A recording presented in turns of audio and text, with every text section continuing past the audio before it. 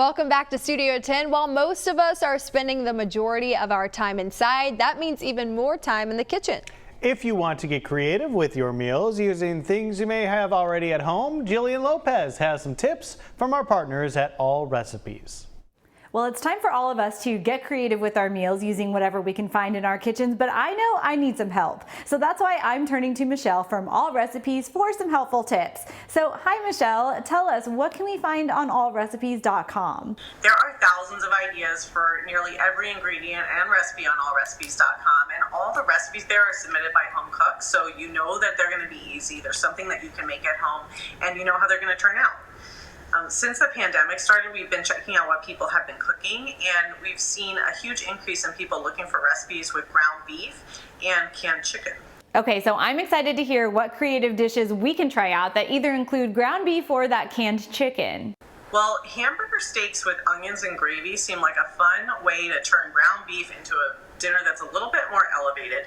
You basically make a meatloaf style mixture, so with breadcrumbs and some seasonings, and then after you make the little balls, you just flatten them into patties and you fry them up in the pan, and then you make a quick gravy with onions and you serve it over rice and potatoes, and it's just kind of like an elevated little meatball steak. And maybe with that ground beef, you can try out making a nostalgic dish like, say, Sloppy Joes? So Sloppy Joes are a classic recipe. So many people love them, and they're great for kids.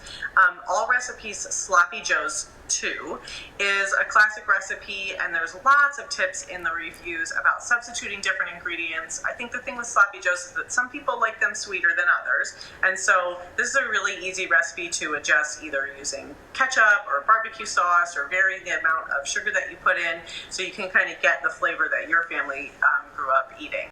Let's talk about chicken and your buffalo chicken dip.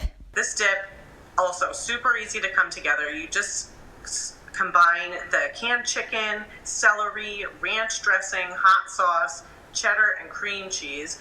And then the recipe actually has you put it in a slow cooker, but you could also do it on the stove and then just put some more cheese on top and broil it to get it all gooey and crispy at the end.